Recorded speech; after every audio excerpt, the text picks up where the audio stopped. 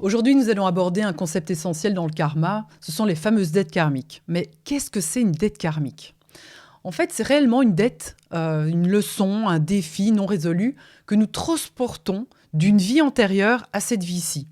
C'est une dette qui peut influencer notre vie actuelle en créant des blocages, des difficultés, c'est pas fluide et c'est dans plusieurs domaines. Ce sont souvent des énergies en déséquilibre que nous devons réharmoniser justement pour évoluer. Alors, je vais vous parler d'une dette, comme ça va vraiment, on va rentrer dans le vif du sujet. Par exemple, la dette semi-karmique 12, elle est liée à un blocage énergétique. Donc, si vous avez cette dette dans votre numérologie, vous pouvez ressentir comme que tout dans votre vie semble bloqué, rien ne semble couler de manière fluide. En fait, tout paraît compliqué, voire figé. Et ce type de dette est souvent lié à un début de vie difficile dès la naissance. Donc, par exemple, des complications lors de l'accouchement de votre maman, comme un cordon ombilical autour du cou, ça peut encore être une naissance prématurée. Bref, c'est comme si votre énergie vitale avait été ralentie ou voire même bloquée dès le départ, dès le début de votre vie. Alors, ces blocages énergétiques peuvent se manifester en fait dans différents aspects de votre vie, que ce soit même dans vos relations, dans votre carrière ou même avoir des soucis de santé. Vous avez aussi l'impression que malgré tous vos efforts, les choses ne bougent pas, ce qui peut être très frustrant. Bon, la bonne nouvelle, c'est qu'il est possible de se libérer en fait de ces dettes et de rééquilibrer ces dettes karmiques. Alors moi, je vous vois venir, mais comment faisons-nous ça? Comment procéder? Tout simplement, déjà, dans un premier temps, c'est en prendre conscience. Déjà, certains d'entre vous ici se sont reconnus. C'est simplement reconnaître qu'il y a un blocage et que les premières étapes vont être de rééquilibrer cette dette karmique. C'est prendre conscience qu'elle existe, c'est reconnaître que les difficultés que vous traversez ne sont pas une punition, mais bien une opportunité d'apprentissage et de croissance. Donc cela peut commencer par un début d'introspection, un peu un travail que vous faites sur vous-même.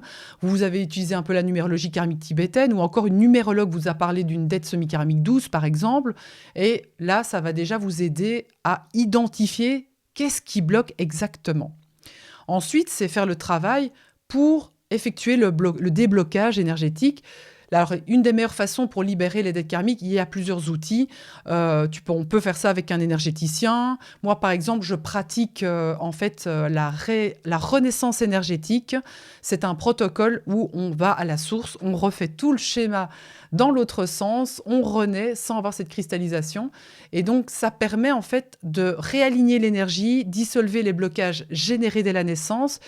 Ça, c'est vraiment essentiel pour tout réaligner l'énergie vitale pour qu'elle recircule librement.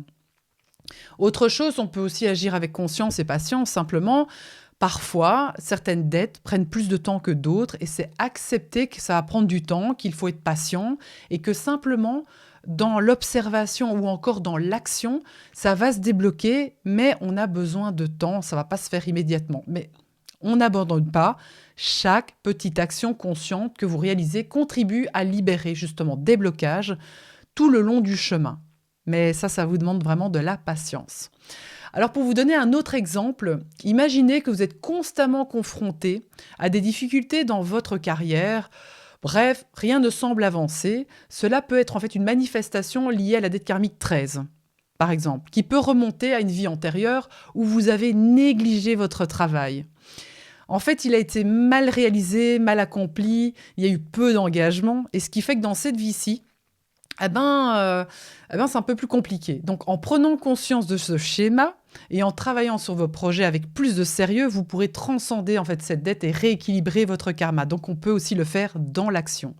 En résumé, les dettes karmiques ne sont pas là pour nous punir, nous ennuyer, nous enquiquiner, mais bien pour nous offrir de belles leçons de vie importantes, pour nous libérer et prendre conscience que ces blocages sont là, et juste en travaillant dessus, en les libérant par différents outils tels que la numérologie karmique tibétaine ou encore des protocoles de libération karmique comme moi je propose, ou des voyages chamaniques, dans cette action, vous pouvez rééquilibrer votre karma et débloquer les flux énergétiques dans votre vie.